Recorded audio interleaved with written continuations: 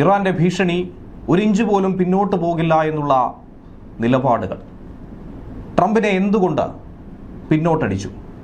അമേരിക്കയെ മുട്ടുകുത്തിച്ച ഇറാന്റെ ആ രഹസ്യ നീക്കം അതെന്താണ്? ലോകത്തെ പോലും അമ്പരപ്പിച്ച ഒരു സാഹചര്യം, നടുക്കിയ സാഹചര്യങ്ങളിലൂടെ കടത്തിവിട്ടു. ടെഹ്റാനിൽ ട്രംപ് ഭയന്ന ചില കാര്യങ്ങളുണ്ട്. അതിനെക്കുറിച്ചുള്ള വിശദാംശങ്ങൾ കൂടിയാണ് ഈ ഘട്ടത്തിൽ പുറത്തു വരുന്നത്. എന്നാൽ ഇതിനൊന്നും തന്നെ വഴങ്ങാതെ ഇസ്രയേലും നെതന്യാഹുവും യുദ്ധം കടുപ്പിക്കാനുള്ള ചില ആലോചനകൾ മറുഭാഗത്ത് നടത്തുന്നു. പശ്ചിമേഷ്യൻ സംഘർഷം അവസാനിപ്പിക്കാൻ ഇറാൻ US ചർച്ചയ്ക്ക് വഴിയൊരുങ്ങിയതായി ഇസ്രയേൽ ഏറ്റവും ഒടുവിൽ സ്ഥിരീകരിച്ചിട്ടുണ്ട്. പാകിസ്ഥാനിലെ ഇസ്ലാമാബാദ് ചർച്ചയ്ക്ക് വേദിയാകുമെന്നാണ് പുറത്തുവരുന്ന വിവരം. ഇറാനുമായി കരാറിലെത്താൻ അമേരിക്കൻ പ്രസിഡന്റ് താൽപര്യം അറിയിച്ചുവെന്നാണ് നെതന്യാഹു ഇപ്പോൾ പറഞ്ഞിരിക്കുന്നത്. യുദ്ധം അവസാനിപ്പിക്കാനും ഇറാനുമായി ഒരു കരാറിലെത്താനും അമേരിക്കൻ പ്രസിഡന്റ് തന്നെ താൽപര്യം അറിയിച്ചു കഴിഞ്ഞിരിക്കുന്നു. ഇറാനുമായുള്ള ഏത് കരാറും ഇസ്രയേലിന്റെ താൽപര്യം സംരക്ഷിക്കുമെന്നാണ് നെതന്യാഹു വ്യക്തമാക്കുന്നത്.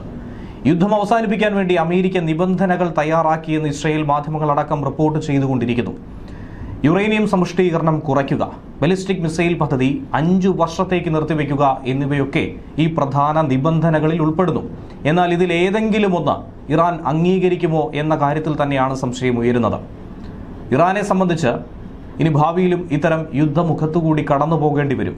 ആ ഘട്ടത്തിൽ 5 വർഷത്തേക്ക് ബലിസ്റ്റിക് മിസൈൽ പദ്ധതികളടക്കം അവസാനിപ്പിക്കാനോ യുറേനിയം സമ്പുഷ്ടീകരണം കുറയ്ക്കാനോ ഒക്കെ തന്നെ ഇറാൻ തയ്യാറാകുമോ എന്നത് പ്രസക്തമായൊരു ചോദ്യം തന്നെയാണ്. എന്നാൽ ഈ നിബന്ധനകൾ ഇറാൻ അംഗീകരിക്കുമോ എന്ന കാര്യത്തിൽ ഇതുവരെയും വ്യക്തത വരാത്ത ഘട്ടത്തിൽ യുദ്ധത്തിന് 5 ദിവസം കഴിഞ്ഞാൽ വീണ്ടും എന്ത് സംഭവിക്കും എന്നുള്ളതാണ് ലോകം ഉറ്റുനോക്കുന്നത്.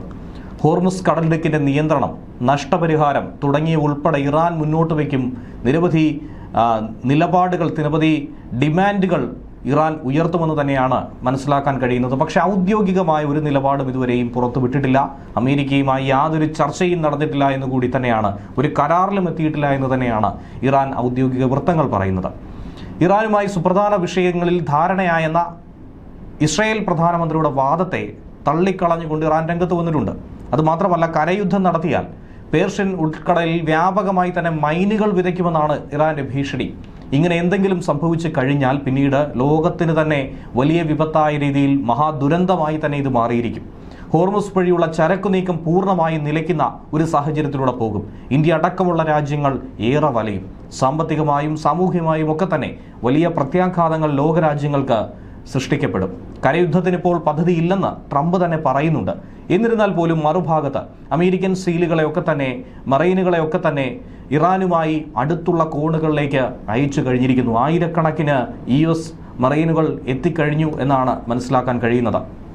കരയുദ്ധത്തിന് ഒരുക്കമാണെന്ന് ഇസ്രയേൽ മറുഭാഗത്ത് നിലപാട് സ്വീകരിക്കുന്നു. വിരുദ്ധ ചേരികളിൽ നിൽക്കുകയാണോ അമേരിക്കയും ഇസ്രയേലും എന്നൊരു ചോദ്യം ഈ ഘട്ടത്തിൽ ഉയരുകയാണ്. ലെബനിൽ സ്ഥിതി ചെയ്യുന്ന UN സമാധാന സേനയുടെ ഓഫീസിൽ ഇന്നലെ ഒരു ഷെല്ലാക്രമണം നടന്നതുപോലും ഇവരെയും അമ്പരപ്പിച്ചു. ഇസ്രയേലിന് നേരെ ഹിസ്ബുള്ള ശക്തമായ ആക്രമണം നടത്തുന്നുണ്ട്. മധ്യ ഇസ്രയേലിൽ ഇന്നലെ ഇറാനിയൻ മിസൈലുകൾ എത്തിയെങ്കിൽ പോലും അതിനെയൊക്കെ തന്നെ തകർത്തെറിഞ്ഞു. മറ്റൊരു സംഭവത്തിലാകട്ടെ തെക്കൻ ഇസ്രയേലിലെ ആഷ്കലോണിൽ മിസൈൽ അവശിഷ്ടങ്ങൾ വീണ് വലിയ നാശനഷ്ടവും ഉണ്ടായി. എന്നിരുന്നാൽ പോലും മറുഭാഗത്ത് ആഴ്ചകളായി തുടരുന്ന ഈ യുദ്ധത്തിന് പരിസമാപ്തിയിലെത്തിക്കാൻ, അന്ത്യം കുറിക്കാൻ വേണ്ടി, പശ്ചിമേഷ്യയുടെ ശാന്തിക്ക് വേണ്ടി നയതന്ത്ര നീക്കം വളരെ സജീവമായി തന്നെ നടത്തുന്നുണ്ട്. നിർണായകമായ ചർച്ചകൾക്ക് പാകിസ്ഥാൻ തന്നെ ആയിരിക്കും വേദി എന്ന കാര്യത്തിൽ സംശയമില്ല. ഈ ആഴ്ച തന്നെ ഇസ്ലാമാബാദിൽ വെച്ച് അമേരിക്കയുടെയും ഇറാന്റെയും ഉന്നത പ്രതിനിധികൾ ഒരു കൂടിക്കാഴ്ച നടത്തിയേക്കുമെന്നാണ് സൂചന ലഭിക്കുന്നത്. ഇറാന്റെ ഊർജ്ജ കേന്ദ്രങ്ങൾക്ക് നേരെ നടത്താനിരുന്ന ആക്രമണങ്ങൾ താൽക്കാലികമായിട്ടാണ് അവസാനിപ്പിച്ചിരിക്കുന്നത്. ഒരിക്കലും ഇത് പൂർണ്ണമായും അവസാനിപ്പിച്ചിട്ടില്ല എന്നുകൂടിയാണ് അമേരിക്കൻ പ്രസിഡന്റിന്റെ വാദം. ഇതിന് പിറകെയാണ് പുതിയ നയതന്ത്ര നീക്കത്തിലേക്ക് കടന്നിരിക്കുന്നത്. പാകിസ്ഥാൻ, തുർക്കി, ഈജിപ്റ്റ് എന്നീ രാജ്യങ്ങൾ സംയുക്തമായി തന്നെയാണ് ഇരുപക്ഷത്തെയും ഒരുമിച്ച് തന്നെ ഈ ചർച്ചാ മേശയിലേക്ക് എത്തിക്കാൻ ശ്രമിച്ചുകൊണ്ടിരിക്കുന്നത്. അമേരിക്കയെ പ്രതികരിച്ചുകൊണ്ട് വൈസ് പ്രസിഡന്റ് JD വാൻസ് ചർച്ചകളിൽ പങ്കെടുത്തേക്കുമെന്ന സൂചന കിട്ടുന്നു. ചർച്ചകളിൽ പുരോഗതിയുണ്ടെന്നും പല കാര്യങ്ങളും ഇതിനോടകം തന്നെ ധാരണയിലേക്ക് എത്തിക്കഴിഞ്ഞുവെന്നും ട്രംപ് അവകാശപ്പെടുമ്പോഴും ഇസ്രയേൽ ഇതിനൊക്കെ തന്നെ വിരുദ്ധമായ നിലപാടുകൾ തന്നെയാണ് പങ്കുവയ്ക്കുന്നത്. സമാധാന ശ്രമങ്ങളെക്കുറിച്ച് അറിവുണ്ടെങ്കിൽ പോലും ധാരണയിലെത്തിയെന്ന ട്രംപിന്റെ പ്രസ്താവന പ്രതീക്ഷിച്ചതിലും വേഗത്തിലായിപ്പോയി എന്നുള്ള അമ്പരപ്പ് തന്നെയാണ് ഇസ്രയേൽ പ്രകടിപ്പിക്കുന്നത്. മേഖലയിൽ സമാധാനം പുനഃസ്ഥാപിക്കാനുള്ള എല്ലാ പിന്തുണയും വാഗ്ദാനം ചെയ്തുകൊണ്ട് പാകിസ്ഥാൻ പ്രധാനമന്ത്രി ഷെഹബാസ് ഷെരീഫും ഇറാന്റെ പ്രസിഡന്റ് മസൂദ് പെസഷ്കിയാനുമായി ഫോണിൽ സംസാരിക്കുന്ന ഒരു സാഹചര്യം ഉണ്ടായിരുന്നു.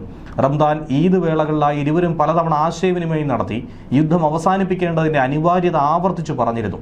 പാകിസ്ഥാൻ സൈനിക മേധാവി ഫീൽഡ് മാർഷലായിട്ടുള്ള അസിം മുനീറും ഇറാൻ പ്രസിഡന്റുമായും ട്രംപുമായും ഒരേ സമയം ചർച്ചകൾ നടത്തി ഇതിനൊരു അന്ത്യം കുറിക്കാൻ വേണ്ടി മുൻകൈ എടുത്തുവെന്നുകൂടി മനസ്സിലാക്കാൻ കഴിയുന്നുണ്ട്. നയതന്ത്ര നീക്കങ്ങളൊക്കെ തന്നെ വളരെ സജീവമാണെന്ന് വൈറ്റ് ഹൗസ് പ്രതിനിധികളും ഇറാന്റെ വിദേശകാര്യമന്ത്രി അബ്ബാസ് അരാക്ചിയും തമ്മിൽ നടന്നിട്ടുള്ള ചർച്ചകൾ തന്നെ പ്രധാനമായും വിളിച്ചോതുന്ന ഒരു വിഷയമാണ്. ചർച്ചകൾക്ക് വേണ്ടി 5 ദിവസത്തെ വെടിനിർത്തൽ പ്രഖ്യാപിച്ച ട്രംപ് ഇതിന് ശേഷം എന്തായിരിക്കും തീരുമാനിക്കുക എന്നുള്ളതാണ് ഉറ്റുനോക്കുന്നത്. കാരണം 48 മണിക്കൂർ ടൈം ലൈൻ പറഞ്ഞതിന് ശേഷം അതിനുശേഷം ശക്തമായ രീതിയിൽ ആക്രമണം നടത്തുമെന്ന ട്രംപ് പിന്നീട് ഒരു മഞ്ഞുരുക്കൽ വേളയിലേക്ക് കടന്നതൊക്കെ തന്നെ ഏവരെയും അമ്പരപ്പിച്ചൊരു വിഷയമാണ്, പ്രത്യേകിച്ച് ഇസ്രയേലിനെ സംബന്ധിച്ച്. ഇറാൻ ചർച്ചകൾക്കായി തന്നെ സമീപിച്ചെന്നാണ് ട്രംപിന്റെ ഇപ്പോഴത്തെ അവകാശവാദം. എന്നാൽ കഴിഞ്ഞ 24 ദിവസവുമായി അമേരിക്കയുമായി യാതൊരുവിധ ചർച്ചകൾക്കോ തങ്ങൾ മുതിർന്നിട്ടില്ല, തങ്ങൾ നടത്തിയിട്ടില്ല എന്ന് തന്നെയാണ് ഇറാന്റെ വിദേശകാര്യ മന്ത്രാലയം ഔദ്യോഗികമായി തന്നെ പറഞ്ഞിരിക്കുന്നത്. അതേസമയം ഇസ്രയേലിനെ ലക്ഷ്യമിട്ടുകൊണ്ട് ഇറാൻ നിരവധി മിസൈലുകൾ അയച്ചുവെന്നാണ് IDF പറയുന്നത്. 5 ദിവസത്തേക്ക് ഇറാന്റെ ഊർജ്ജ മേഖലയെ ലക്ഷ്യമിട്ട് ആക്രമണം ഉണ്ടാകില്ലെന്ന് അമേരിക്കൻ പ്രസിഡന്റ് ഡൊണാൾഡ് ട്രംപ് പറഞ്ഞതിന് പിറകെയാണ് ഈ ആക്രമണം ഉണ്ടായതെന്നും പറയുന്നു. ടെൽ അവീവ് ഉൾപ്പെടെ ഇസ്രയേലിന്റെ വിവിധ ഭാഗങ്ങളിൽ സൈറനുകൾ മുഴങ്ങിക്കേൾക്കുകയാണ്. വ്യോമ പ്രതിരോധ സംവിധാനങ്ങൾ ഈ മിസൈലുകളെ നേരിടുന്നതിന്റെ സ്ഫോടന ശബ്ദങ്ങളും പലയിടത്തു നിന്നും കേട്ടു. തകർന്ന മിസൈലുകളുടെ അവശിഷ്ടങ്ങൾ താഴെ വീണ് വടക്കൻ ഇസ്രയേലിലെ ഏതാനും വീടുകളടക്കം തകർന്നിരിക്കുന്നു. ആളപായമൊന്നും തന്നെ ഇതുവരെ റിപ്പോർട്ട് ചെയ്യപ്പെട്ടിട്ടില്ല. ഇറാന്റെ മേലുള്ള അമേരിക്കയുടെ ആക്രമണം തുടരുമെന്നും താൽക്കാലിക വെടിനിർത്തൽ ഊർജ്ജ കേന്ദ്രങ്ങൾക്ക് മാത്രമാണ് ബാധകമെന്നുമാണ് സമഫർ മീഡിയയെ ഉദ്ധരിച്ചുകൊണ്ട് വാർത്താ ഏജൻസിയായിട്ടുള്ള റോയിറ്റേഴ്സ് പറഞ്ഞിരിക്കുന്നത്. അമേരിക്കൻ ഉദ്യോഗസ്ഥർ തന്നെയാണ് ഈ റിപ്പോർട്ട് പുറത്തുവിട്ടിരിക്കുന്നത്. സൈനിക കേന്ദ്രങ്ങൾ, വ്യോമസേന, ബലിസ്റ്റിക് മിസൈലുകൾ, ഡിഫൻസ് ഇൻഡസ്ട്രിയൽ ബേസ് എന്നിവയ്ക്കൊക്കെ തന്നെ ഈ വെടിനിർത്തൽ ബാധകമല്ലെന്നും ഓപ്പറേഷൻ എപ്പിക് ഫ്യൂറി തുടരുമെന്നും കൂടിയാണ് പറയുന്നത്. എന്നാൽ ഈ വാർത്തകളോട് അമേരിക്കൻ സ്റ്റേറ്റ് ഡിപ്പാർട്ട്മെന്റും പെന്റഗണും പ്രതികരിക്കാൻ തയ്യാറാകാത്തത് ശ്രദ്ധേയമായൊരു വിഷയമാണ്.